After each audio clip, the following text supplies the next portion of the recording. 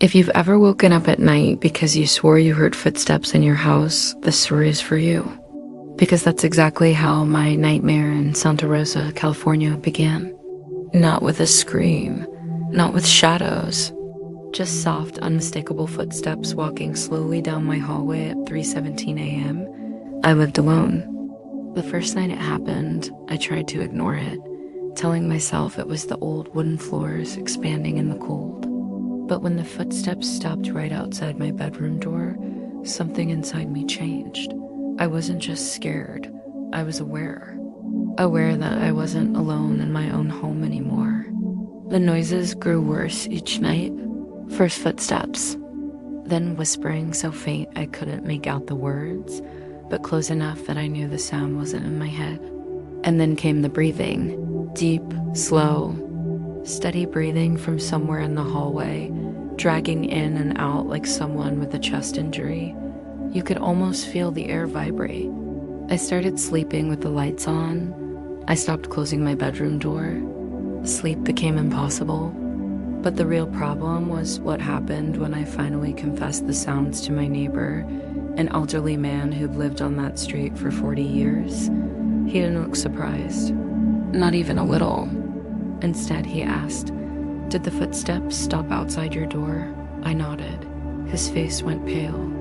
Then it started again. That's when he told me about the family that lived in my house in the 1990s, about the teenage boy who went missing, about the sheriff's deputies who swore they saw muddy footprints leading from the backyard into the hallway, but none leading out. The boy was never found.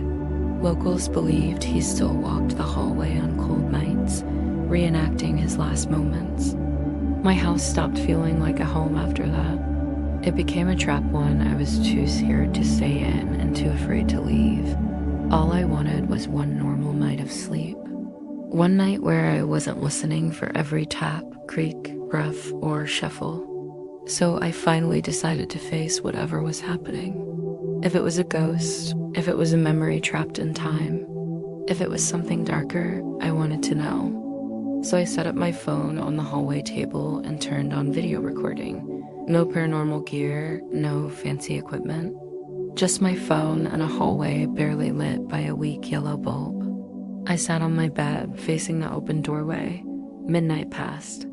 1 a.m., 2 a.m., nothing.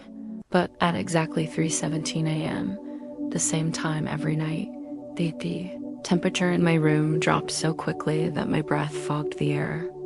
Then the footsteps started, slow, dragging, rhythmic. My heart pounded so loud I thought the thing outside could hear it. The steps moved closer and closer and closer until a dark figure stopped in the doorway. It didn't enter.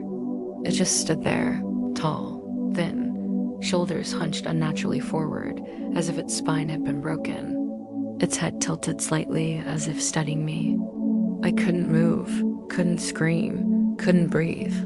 Then it whispered raspy, distorted, like someone speaking through water. "I found you." The light flickered. The figure dissolved. The footsteps faded. When I grabbed my phone the next morning, the screen showed a recording that lasted exactly 3 hours and 17 minutes. But here's what terrified me more than the figure I saw. The camera never captured it. Instead, the footage showed the hallway empty, yet the audio recorded heavy footsteps, breathing. And at one point, a voice whispering directly into the microphone, "He never left this house." That was the last night I stayed there. I moved out within 48 hours. The landlord didn't argue. My neighbor just nodded knowingly, as if he'd expected it. But sometimes late at night, I swear I still hear those footsteps. And I don't live in California anymore.